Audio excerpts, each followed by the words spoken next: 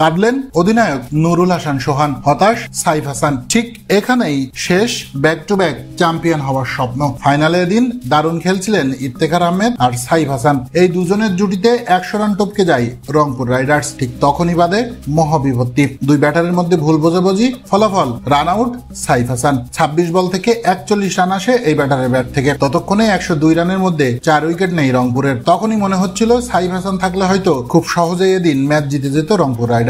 দুঃখজনক, রান আউটের পর ডাগ আউটে মন খারাপ করে বসেছিলেন সাইফ হাসান। অবশ্য মন খারাপ করাটাই স্বাভাবিক, কেননা জবাব দিতে নেমে শুরুতেই রান আউট হয়ে ফিরে যান জাদরান। এরপর ব্যর্থ ছিলেন সৌম্য সরকারও। 14 বলে 13 রান আসে এই ব্যাটারের ব্যাট থেকে। সুবিধা করতে পারেননি কায়েল মায়ার্সও। বোল্ট হয়ে ফিরেছেন 5 রান করে। তাতেই মাত্র 29 রানের মধ্যে 3 উইকেট হারায় রংপুর রাইডার্স। সেখান থেকে দারুণ এক জুটি করেন সাইফ হাসান আর ইফতেখার আহমেদ। মূলত এই দুই ব্যাটসম্যানের সুবাদে 100 রান পার করতে পারে রংপুর। তবে সাইফ ফিরলেও রংপুরকে একাই টেনে নিয়ে যাচ্ছিলেন ইফতেখার। উল্লেখ্য যে এদিন ফাইনালে আগে ব্যাট করতে নেমে নির্ধারিত ওভার শেষে 3 উইকেট হারিয়ে 196 রানের সংগ্রহ দাঁড় করায় গায়ানা। এর পরের গল্পটা আরো দুঃখজনক, কেননা শেষ ভরসা ইফতেখার আউট। 29 বলে 46 রান আসে এই ব্যাটারের ব্যাট থেকে। ইফতেখারের পর অধিনায়ক হিসেবে ব্যর্থ ছিলেন নুরুল হাসান সোহান। শেষ দিকে চেষ্টা চালিয়েছিলেন মাহিদুল, তবে সেটা জয়ের জন্য যথেষ্ট ছিল না। তাতেই ব্যাক টু ব্যাক চ্যাম্পিয়ন হওয়ার স্বপ্ন শেষ হলো রংপুরের। গ্লোবাল সুপার লিগের নতুন চ্যাম্পিয়ন